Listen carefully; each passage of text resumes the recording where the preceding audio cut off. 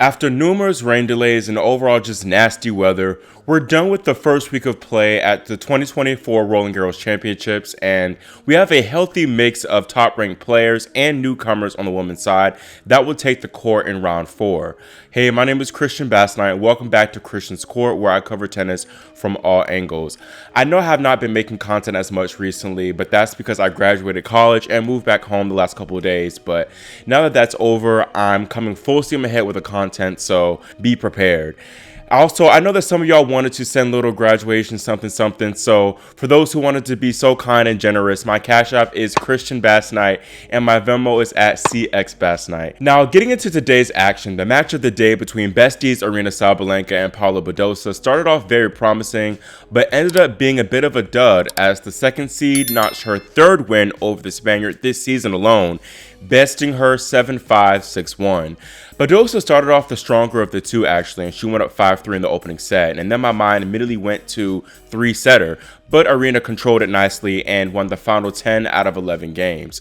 I was very impressed by Sabalenka today. She used a great variety, continuing to use the drop shots, but as well as she incorporated a lot of different angles on her ground strokes and even mixed it up on her serve, throwing in a couple of kick serves as her first serve, which I thought worked out pretty nicely for her today. Up next for Sabalenka is her first seeded opponent of the tournament, an American Emma Navarro, who scored a nice 7-6, 7-6 win over compatriot Madison Keys.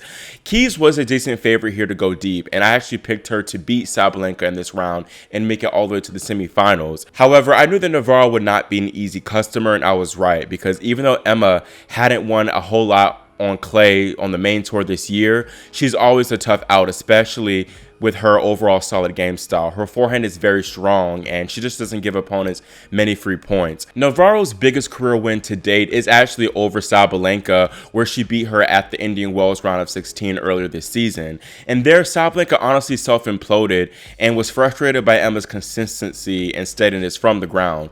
The court conditions here in Paris could play a big role here, and I think that if it's at night, Emma might have a better shot since the conditions would be a little bit slower and, I think would favor her as it would dampen the sharpness and power of Sabalenka's ground strokes. But if it's under the roof, then it might not even make a difference. I will favor Sabalenka here to make it through because I think that she is a different player than what we saw at Indian Wells earlier in the season. And then I think also she definitely brings her best tennis for the major. She's actually 10-0 in matches in the slams, and she's won all 20 sets played in Grand Slams in 2024. I also think the Belarusian will be much better prepared for Emma's game here in this match, as she's already played her before, but when they played back in Indian Wells, that was the first time they'd ever played. The winner of this match is guaranteed to face an unseeded first-time Slam quarterfinalist as Varvara Krejcikova and Mira Andreeva will meet in the round of 16. After dispatching of Azarenka 7-5 in the third set in the round prior, the 17-year-old crushed American Peyton Stearns 6-2, 6-1 in 69 minutes. Despite being 6 years younger than her next opponent, Krejcikova, Andreeva has more experience at this level as she's reached, I believe, 3 round of 16s in the majors before, although she hasn't won a match in either of them. I think that she will be the favorite here against Krejcikova.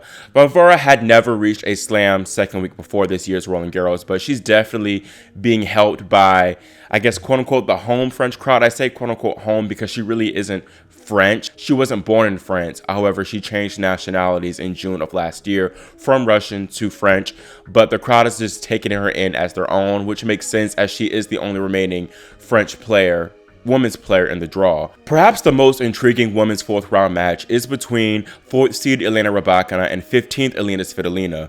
Both women earned solid straight sets wins today as Rybakina downed Elisa Mertens 6-4, 6-2. Meanwhile, Svitolina got revenge over Anna Bogdan, who she lost to in last month's Billie Jean King Cup qualifiers. It'll be Rybakina, though, who will be seeking revenge over the Ukrainian as she lost their last meeting, which was at the 2021 Olympic bronze medal match. That was 3 years ago, and Elena will be the bigger favorite here, but I did pick Svitolina to knock her out in my draw preview, and I still could see her doing her big one. Neither result would surprise me though, so I'll just go ahead and stick with my original pick of having the Ukrainian progress. The biggest upset of the day really wasn't an upset to me, as 7th seed Qinwen Zheng fell to Elena Evanesian 3-6, 6-3, 7-6. I say this wasn't that much of an upset because I predicted Zheng to lose before the first week due to her subpar form after she reached the Australian Open finals, even though she did make their own quarterfinals. Also, Evanesyan is no easy customer. She already scored 2 top 10 wins this year before this match, beating Maria Sakkari in Melbourne and Ons Jabeur in Miami. With the win over Zheng, Evanesyan is now a perfect 3-0 against top 10 players, which is insane. There was a bit of controversy in this match as Qinwen was literally robbed while serving up 6-3, 2-1. Evanesyan hit a return that Alliance person called out, and that ball left a mark that clearly showed that it was wide. However, the chair umpire came down and overruled the call, awarding Evanesyan the point. Qinwen was clearly shocked by the decision, and it definitely changed the entire course of the match. She was broken that game and lost the set. It definitely brings about more discussion about whether we should incorporate Hawkeye on the clay like the Madrid Open did this year. Anyways, Evanesyan is now into her second consecutive Roland Garros 4th round, while she'll face my girl and predicted finalist Jasmine Paolini, who upended Bianca Andreescu 6-1, 3-6, 6-love. It's still crazy to me that Andreescu has only reached a slam second week twice in her entire career. Both have been at the US Open in 2019 and 2021. She is just coming back from injury, so I will give her a little bit of grace, and I hope that she will be able to build on that for the remaining 2 slams this year. Meanwhile, the highest ranked 4 seeds in the top half remain, and they all play unseeded opponents who will be making their first slam second week appearances. Iga Swiatek, Coco Gauff, Marketa Vondrousova, and Ons Jabeur all won their 3rd round matches in straight sets. Birthday girl Iga Swiatek, who turned 23 yesterday, beat Maria Voskova 6-4, 6-2. Iga now meets Russian Anastasia Potapova, who beat Xinyu Wang 7-5, 6-7, 6-4. In that titanic 4-hour thriller, Potapova recovered from love 5 down in the opening set and won 3 down in the decider. 5th seed and 2019 runner-up Marketa Vondrousova returns to the round of 16 with a dominant 6-1, 6-3 win over French wildcard Chloe Paquet. She now plays the story of the women's tournament thus far, Olga Danilovic, who topped her 2nd round upset of Danielle Collins with another hard-fought 3rd set win. She pulled off an incredible love 6, 7-5, 7-6 comeback victory over Donna Vekic in 3 hours and 8 minutes. The milestone was a long time coming for Olga, who is the first Serbian woman to reach a slam second week since Elena did it at the 2015 Wimbledon Championship. At 23, Danilovic is still relatively young, but she's been around on the tour for quite some time, and she actually picked up her first tour title in 2018 at Moscow to become the first player born after 2000 to win a WTA title. She's currently ranked 125th in the world, and she had a career high of 93 in the world, but many expected more from the Serbian.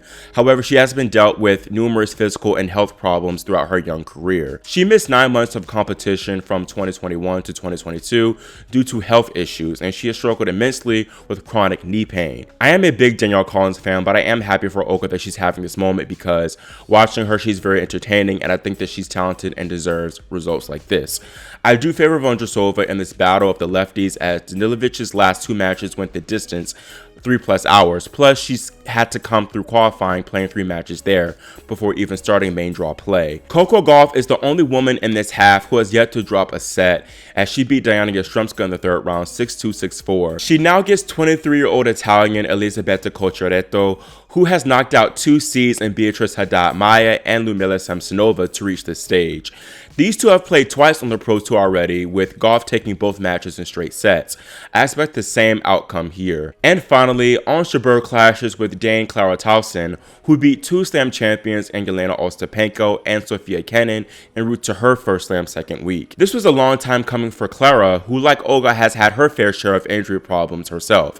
This is going to be an interesting stylistic matchup because Tauson is a heavy hitter from both sides, while Ons has that crucial variety that bodes well for the clay surface. Because of that, I will be picking the Tunisian to return to the Elite 8. That's all I have for this women's update video, and let me know in the comments if you agree with having all 4 top half seeds progressing, or do you think that we'll have some upsets in store? Also, make sure you subscribe and click the notification bell so you are notified whenever I post more updates throughout the tournament. Thanks so much for watching, and I'll see y'all next time here on Christian's Court.